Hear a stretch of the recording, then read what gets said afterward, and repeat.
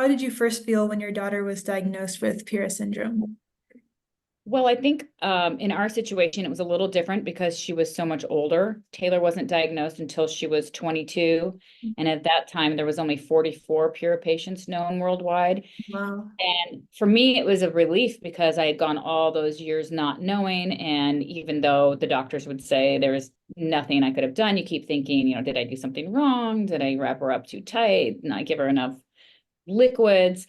And so just having having the diagnosis and having it fit her so acutely, and having a community, because at that point they had already set up a parents group on Facebook, and Mhm. it was really exciting to share stories and have some sense of community. How did your feelings about like the diagnosis change as you got to get to know the Pira families? I think, again, for us, with her being older, I had already accepted the fact that Taylor had a lot of special needs. And so it was easier for me to just enjoy the sense of community with the other peer parents. I do know, being the ambassador, that the parents that get their diagnosis at a younger age, it can be very overwhelming for them because some of the kids, as you know, with Pura, they have very various abilities. We Yeah. have some of the kids that can walk and talk, more often they don't. And it's just a lot for them to take on at such a young age. And so I encourage them to just day by day, and don't underestimate their child's ability. Treat it like, give them all the opportunities that you have, because you can't limit these children, because we don't know what their capabilities and their highest ability is. So we just have to just go forward with positivity. Yeah, those are some great words to live by.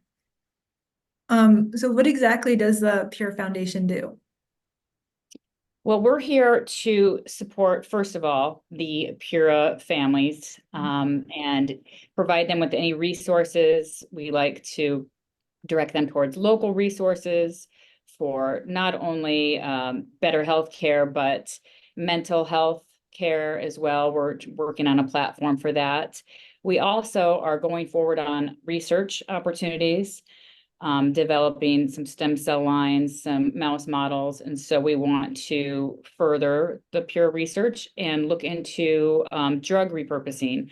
For a lot of rare diseases, there can be some commonalities in other syndromes, and we can benefit from having these drugs that normally are only approved for a much larger patient population, having them be tested against the pure cell lines and repurposed. So one of the things, when I joined, I was first asked to be the ambassador, but then when I was asked to join the board, one of the things that I wanted to really work on, and we are implementing, and we are going to announce it at the upcoming conference in June, is a new clinicians network. Oh, wow. So yeah, because when I was, the first thing I wanted is, show me a doctor. I will fly across the country. I want to see a doctor now that she has a diagnosis that knows Pura. And at that time, they're like, well, you as a parent probably know as much about Pura, but that's not what you want to hear. You want to know, yeah. And so now that we have, about 650 known worldwide, we have doctors that are seeing multiple Pure patients, and we're developing a clinicians network, so they have a place that they can go to, hopefully, locally, that knows about Pura and is reaching out to the global research network to keep up to date on research with Pura, so that their child can get the best possible care. I really like how you guys are connecting not only in like a social sense, but like in all aspects of your guys' life. Um, and in your opinion, what makes a good disability rights activist or advocate?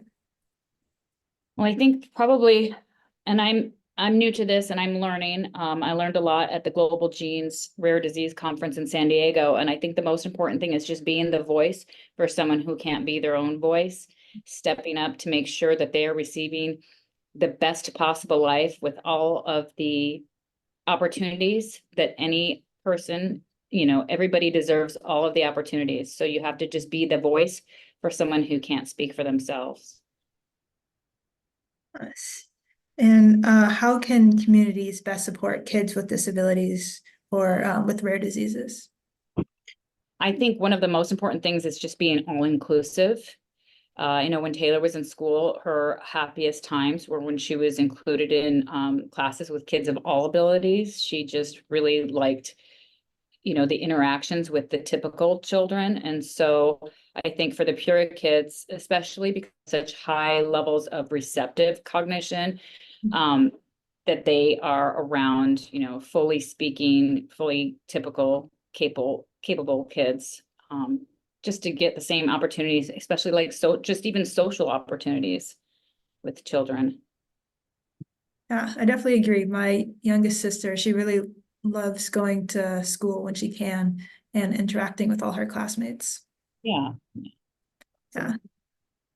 Well, that's all my questions that I have prepared. It's kind of a shorter interview, but I just wanted to get to talk to you and meet you.